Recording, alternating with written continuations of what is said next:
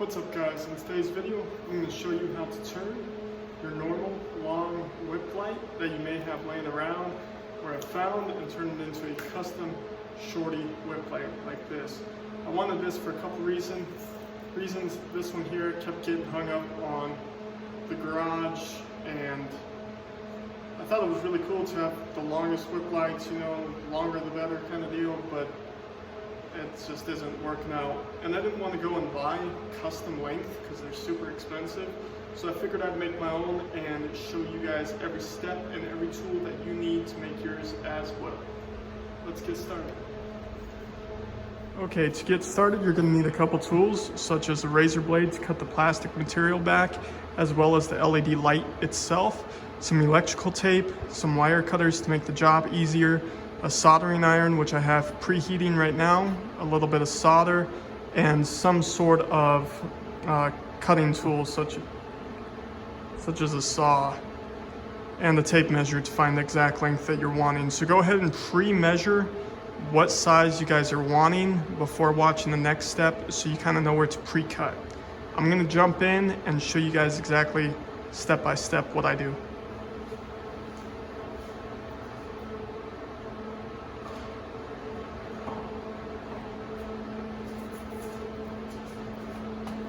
So first, we're going to want to remove the flag. Most of these cheaper eBay brand or Amazon brands such as these, they come with flags on them.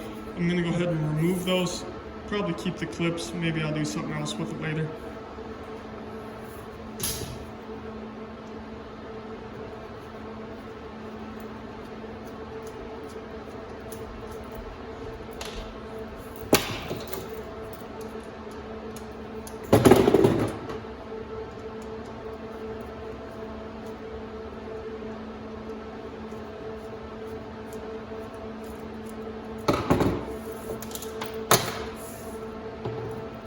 Next, what I'll do is I'll measure the one I already cut, so I know the exact size needed for the next one. I'm at about 24 1/4.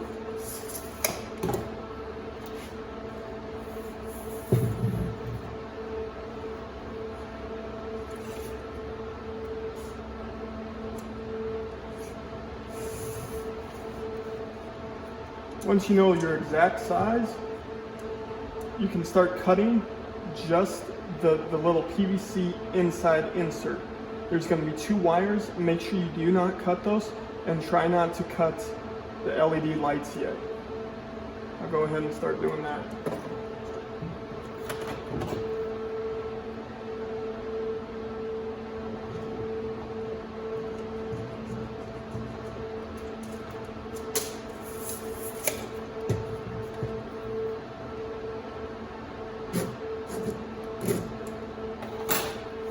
Now that I've got that scored, I'm going to run my razor blade all the way down and take this plastic sheeting off.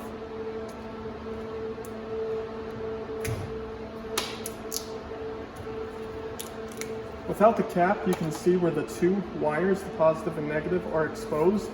I'm not too worried about cutting anything besides my hand.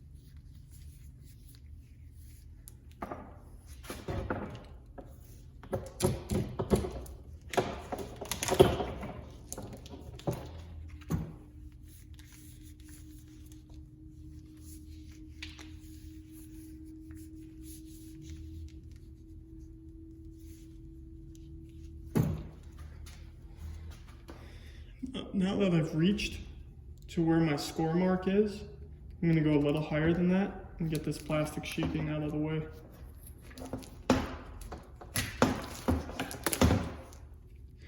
Go ahead and throw that out. Now what we're gonna look for is we're gonna go over here and try and find the nearest solder point. And it's looking like this is my nearest one right here. So you're gonna see those 3 lines that are copper without any solder on them, and they're gonna say like ground or power or whatever. That's our solder points. So I'm gonna go ahead and cut the LED light right before the solder point.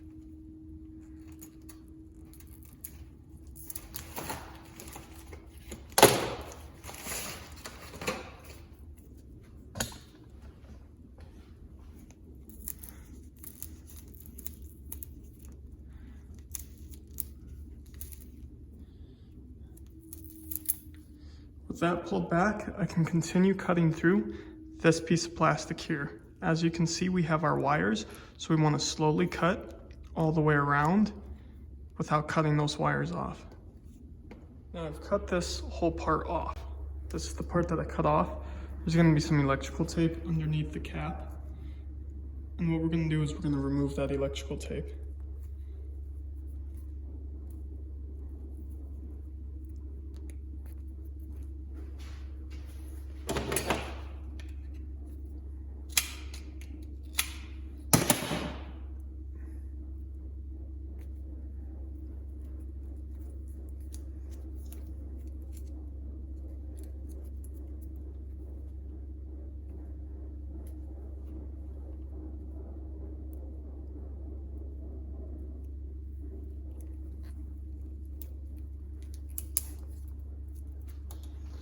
Now we removed that electrical tape on this junk part for one reason only, is to figure out these 2 wires.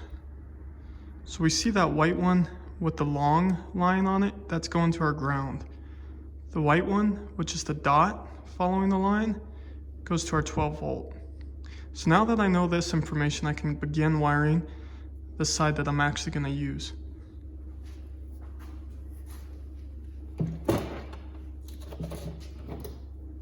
So I have all this extra wire here. I'm going to make sure that I'm going to give myself enough wire to use. So I'll probably go up here.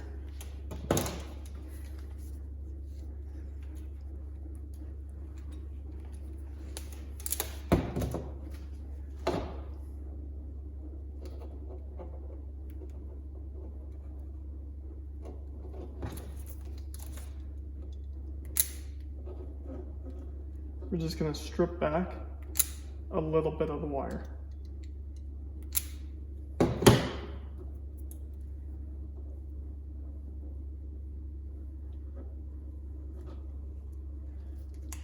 So there we have it.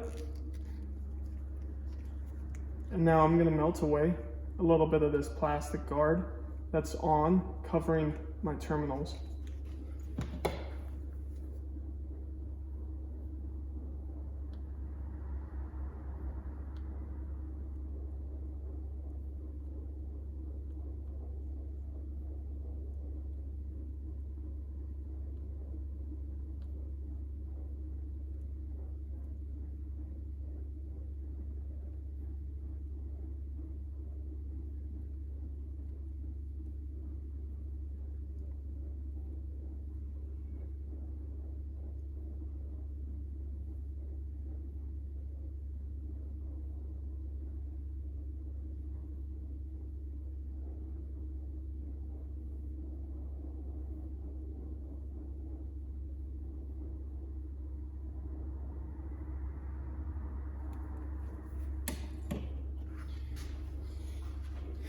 So there we have it. I went ahead and melted the rubber plastic sheeting off of the terminals that I'm going to be using. Now I'll take a little bit of solder and put it on those terminals so I got something to connect my wires to.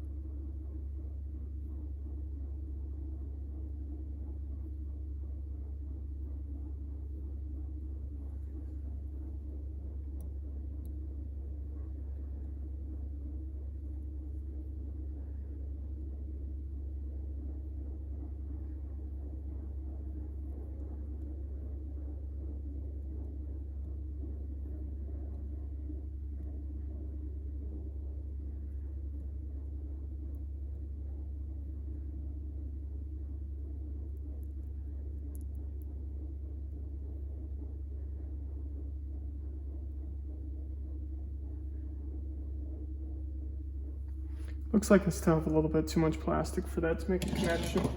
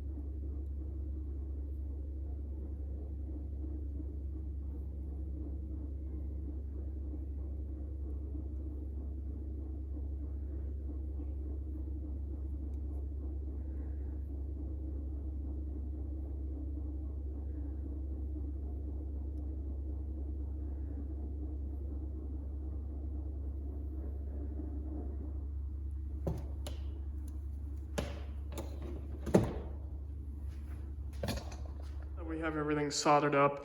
I know that these whip lights worked before I started cutting into them, so I'm just going to make sure that they work again.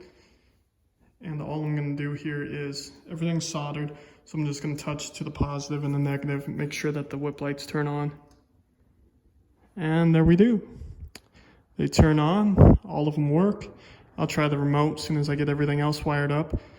But so the steps so far is that we cut the plastic tube on the inside, we soldered our positive and our ground, and now we just got to wrap it up and make it look nice again.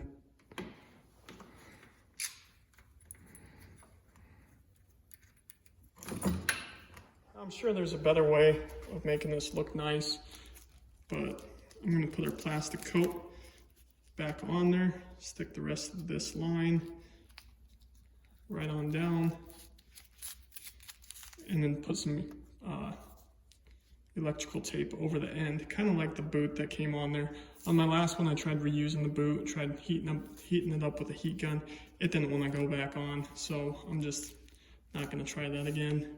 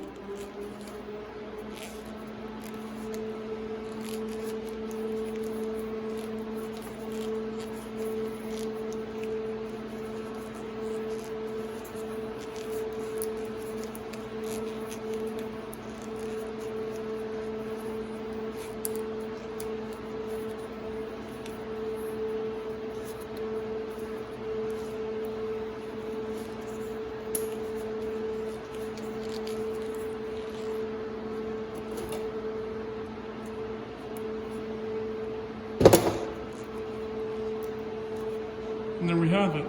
It is all buttoned up now.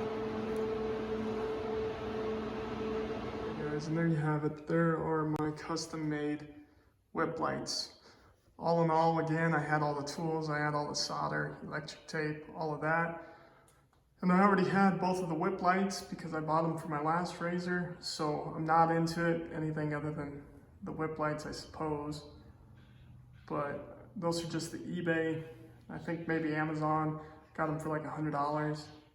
Super cheap, super easy, and I think it definitely looks a lot better than having those 4-foot whips waving all over the place. There we go.